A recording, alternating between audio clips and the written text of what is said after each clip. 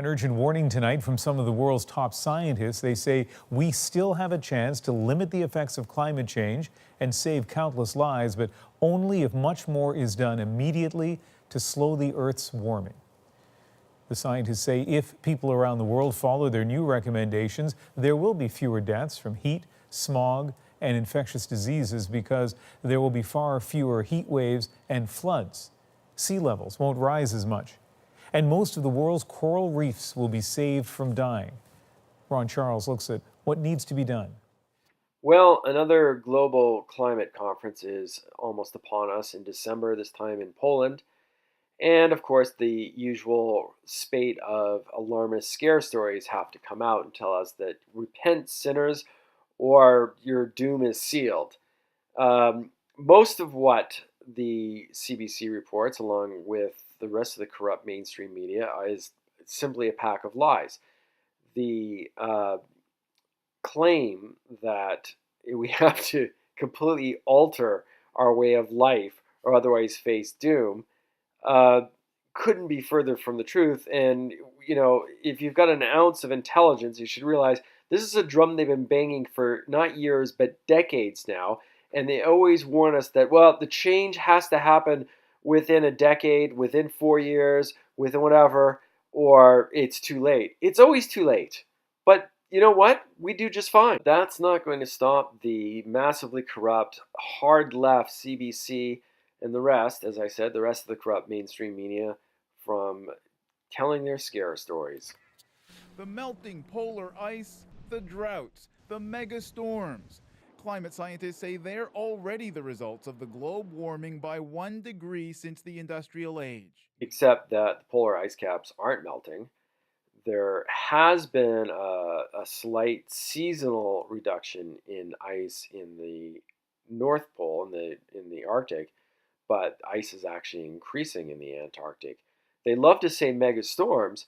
That's the biggest lie yet among a lot of big lies. There is no evidence of increased hurricane or other or tropical storm activity. In fact, it is down. Remember last year, which happened to be a particularly bad hurricane season, they went crazy saying, oh, our doom is near, this is it, see, this seals it, this proves it. They always do that. Whenever there's a big storm, they love to go on about it. Of course, you notice that this season, which has been a much milder hurricane season, they haven't been able to go on about those stories. Now, in the early 60s, there was back-to-back hurricanes that hit the eastern seaboard. I think it was 1962 that happened. Within a month, two major hurricanes hit the eastern seaboard. If that happened today, oh my God, the sky is falling. In Vancouver, a typhoon hit Vancouver on the west coast in 1961. That's gone down the memory hole. They don't even report on that. There was another typhoon. There wasn't another typhoon that hit Vancouver until 2007.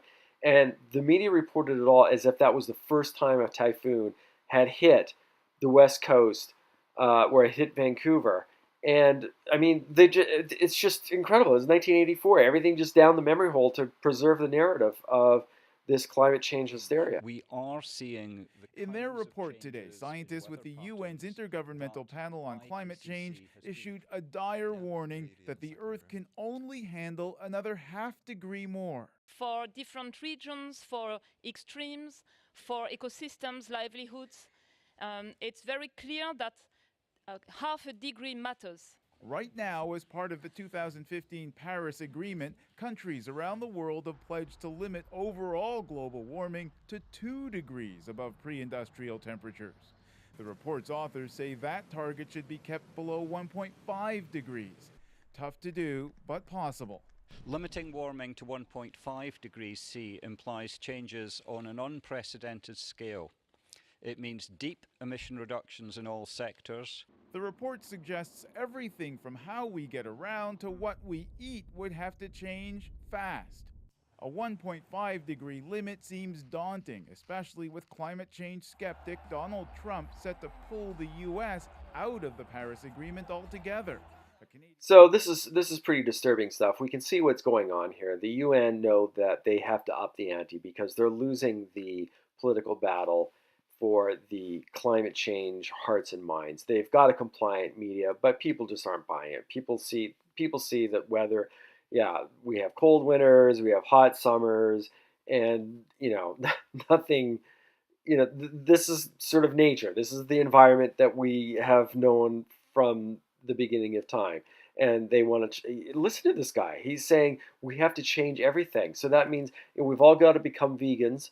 We've all got to stop driving cars, except for, of course, the global elite. They'll get to still drive around their air-conditioned, chauffeured limousines and fly in their private jets to all these wonderful confabs around the world to save us from climate change, including Justin Trudeau. He'll be flying off there to Poland, on a big trip, talking about how crusading for the world. And meanwhile, the rest of us are going to have to pay huge amounts in taxes. Somehow, paying a ton of money in taxes is what saves us from ourselves. Don't ask how. Don't ask questions. As well, no, you don't question it, because then you're a denier. You're just, you're a heretic. So you can't question the religion of global warming. Just pay your taxes and suffer like the rest of us, because the Church of Global Warming, they like you penitent sinners to give up everything. A Canadian author of today's report says now is the time for all governments to step up. I am hopeful, but on the political side, I am less hopeful, because even governments that sort of profess to take climate change very seriously, in the end, do not act according to what is required, and this includes Canada. Yes, The scientists had one more warning. If their recommendations aren't followed, the global temperature increase could surpass 1.5 degrees as early as 2030. Ron Got that? We've just got 12 years, and that's it. Doomsday. It's the end of the world, unless we all become vegans and start driving electric cars, except that not all of us have $150,000 in our back pocket to buy a Tesla, which doesn't work very well. No, that's not too feasible, is it? So I guess, it's going to be the end of the world. I, for one, I'm not giving up a ribeye. I don't know about you guys. But this is, as I said, this is nothing that we haven't heard before. According to Al Gore, over 10 years ago, the Arctic would be ice-free by now. According to James Hansen, the NASA, well, he's left NASA because they just got so sick of him going on about global warming, climate change forever. That was his mantra. But in 1988, he addressed Congress. He said that New York, the west side of New York, the west side highway of New York would be underwater, and that there would be massive drought and water shortages by the year 2000. Well, we're well past the year 2000, and that hasn't happened. But doesn't matter. They will keep coming up. Every time there's a conference coming up, it'll always be, yep, we gotta cheat. We gotta do it now. The window's closing. Yet never mind those other warnings. Never mind those warnings we said before that didn't come true. This time it's really coming true. A dire warning this morning from climate experts. A UN panel says governments around the world must take rapid action to curb rising temperatures, or else millions around the world face future disaster. Margaret Evans joins us in London with more. So, Margaret, what can you tell us about this study? Well, they're basically saying that the very livability of our planet is at stake, not in 10 years, 20 years, 30 years, but right now. It's kind of a progress report on what was agreed in terms of the Paris Accord, when when governments met in Paris and agreed on targets to try to keep global warming contained to 1.5 degrees Celsius above pre-industrial levels. They're saying if they want to come anywhere close to meeting that target, then they need to do things now to drastically reduce carbon emissions, greenhouse gases in the next 10 years. And if they don't, they say, we're going to start to see things like the loss of the coral reefs. And even, half a little percentage point can mean life or death in these instances. We're talking about low-lying coastal states, whether or not they can survive increased levels of ocean rising. We're talking about the extinction potentially of species. And that's why they're saying it is so crucial that these warnings are heeded now, If not, we're going to see more abnormal weather. They're saying that abnormal has become the new normal, if you like, and especially in northern hemisphere countries like Canada, you're seeing rising temperatures, potentially more forest fires, but all the things that we're seeing in terms of the climate, flooding, drought, they're saying you're just going to get more of that, and that it could, in fact, impact the future of our planet for future generations. But now, they're saying, is the time to act. Got that? Now is the time to act. Just pay a whole lot of money in carbon taxes, and that's it. Magically, the world will be saved. And I love how they play the the montage of scary disaster footage over her ridiculous monologue. As I said earlier, there is no increase in abnormal weather patterns at all. In the mid 1970s, the Midwest of the United States suffered a series of severe flooding. It was really not understood at the time why there was such a rise in precipitation. But of course, back then there wasn't the global warming hysteria. So today they just go, "Oh my God, global warming! Oh my God, that just proves it! The sky is falling." Back then it was just like, why are we going through this period of unusual weather patterns? Because as we've seen, the climate is cyclical. To take the extreme view, there at one time there were alligators at the North Pole because the entire Earth was warm. It was almost tropical at the North Pole. At another time in Earth's epoch, there was the entire Earth was frozen. It was called snowball Earth or cryogenic Earth, but colloquially snowball Earth. They don't really understand why the Earth then thawed out. And then to make it closer to home, there was, of course, closer to our time, contemporary times, without taking these extreme time periods. The 1930s were the hottest decade on record. 1936 was the hottest summer on record. 1934, for the entire year, was the hottest year. Do you remember? Well, you don't remember. This is what they count on. The 1930s, the Dust Bowl, where millions of people picked up stakes, abandoned their farms, and moved to California. John Steinbeck made a whole writing career based on that exodus from the Midwest during the Dirty 30s. That's why they called it the Dirty 30s. Nothing was grown, nothing was green. Everything was a wind-swept dust bowl. But they don't want, and this is what they count on. They count on, of course, the majority of voters today, unfortunately millennials making up the largest demographic, they don't have a memory of anything over 5 minutes ago. And of course, it's not just governments that need to take steps. We're also hearing that individuals can help. So what are some things that people can do? And that there are acts that we as consumers can be taking and making to put pressure on the government. So more electric cars that will help reach, renewable energy, sustainable renewable energy targets down the road. What about eating meat? Because the livestock industry is a big, greenhouse gas emission producer. They're saying we need to be thinking about these kinds of things as a society as we go forward. But they are also saying that the other thing that you can do is pressure your governments to take these warnings from scientists seriously. And as you know, we have the US President Donald Trump, who is saying he's going to be taking the United States out of the Paris Accord. That's led to a great deal of criticism. As this report comes out, we saw the former UN Secretary General Ban Ki-moon has written today saying that this report proves that in terms of pulling the United States out of the climate change accord, Donald Trump will be on the wrong side of history.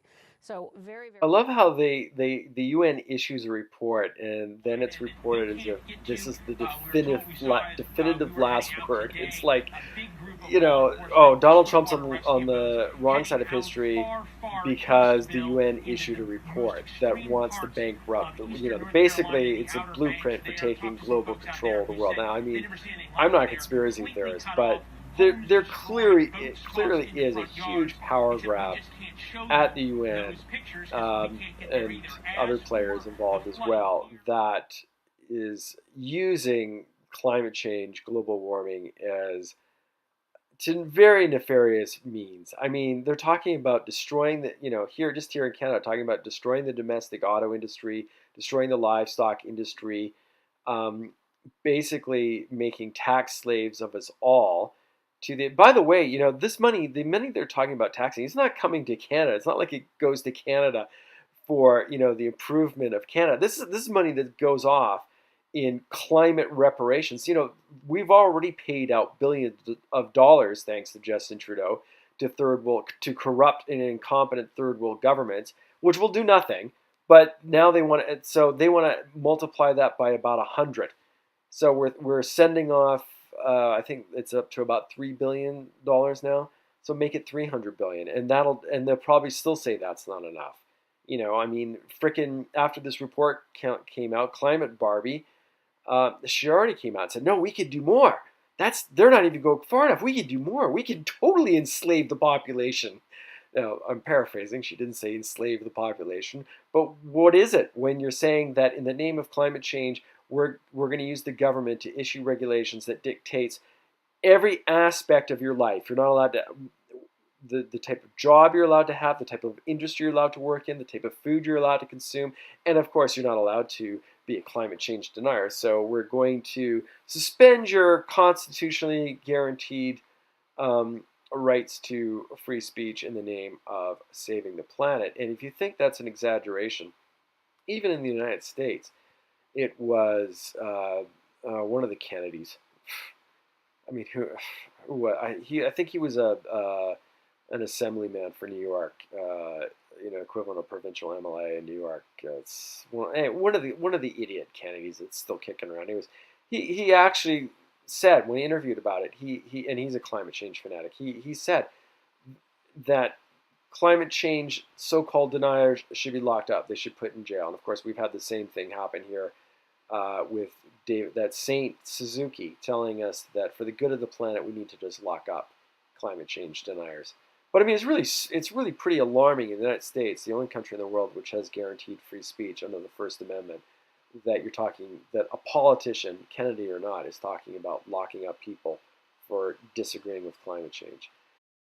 What's equally disturbing to the politicians calling for suspension of the First Amendment, habeas corpus, basically any civil liberties just for the crime of disagreeing with climate change, is our scientific organizations, the ones that we're supposed to have faith in, the ones that we're supposed to believe deal in hard science, are not just fudging the data, they're outright lying. Now, if you look at this graph, we see that the National Center for the Study of Atmospheric Research, or the National Center for Atmospheric Research, I should say, their temperature record shows that you can see that temperature globally peaked in in the mid 50s and had been bottoming out ever since. Now, when they brought this data forward in the early 70s, a group of scientists also warned President Nixon that there was danger of imminent new ice age. Now, of course, that didn't happen, obviously. But here we have, although some people do, there are scientists out there, and it's been so, you don't hear about it because of all the global warming hysteria. But there are still scientists out there that say that we may be in a global cooling period. I mean, we're talking about things that happen over tens of thousands of years. So we don't, rational scientists, they're not like Al Gore saying, oh, in 5 years there's not going to be snow. But here's NASA. Here's an organization that used to be devoted to good hard science and has done some, amazing things like putting a man on the moon. And now they're just overrun politically. And we're not going to have. We have inconvenient temperature data. We'll just lie. We'll just get rid of it. And you can see their data shows that temperature has been rising ever since. I mean, with a few highs and lows, but basically on a since the turn of the 20th century, just on a steady rise upwards, up, and away. And if we don't change our sitting ways, well, then, of course, just disaster. And as I said, of course, Canada's Climate Barbie, she just loves this. She loves these new doom and gloom reports. She gets to jet all over the world on the taxpayer dime and talk about how the end of the world is coming and we'll have to stop, ironically enough, jetting around the world. Yeah, that's the way it goes with these climate elitists. It's we'll drive around in our chauffeured limousines and fly around the world on our private jets, but not for you little people. Pay your draconian carbon taxes or die, sinner. And that's about it. And make no mistake about it. This has nothing to do with climate or the environment. It's all about controlling your lives. It's all about huge central government control, probably eventually at the UN. Is and and we have idiots like Trudeau that, I mean, just look at him. I mean, here's a guy that can't get enough of going to the UN and getting his little pat on the head when he, for reciting all of their talking points. Now, just to show you how ridiculous this is, take a look at this news article from 1871. The Imaginary Changes of Climate from the Brisbane Courier, and republished in the Pall Mall Gazette. Three consecutive years of drought, while they may have stimulated the inventive resources of practical agriculturists, have had the natural effect of calling forth a plentiful crop of speculation from weather prophets and projectors and half-instructed meteorologists, and all the philosophic tribe of Laputa in general, to whom the periodical press now affords such fatal facilities.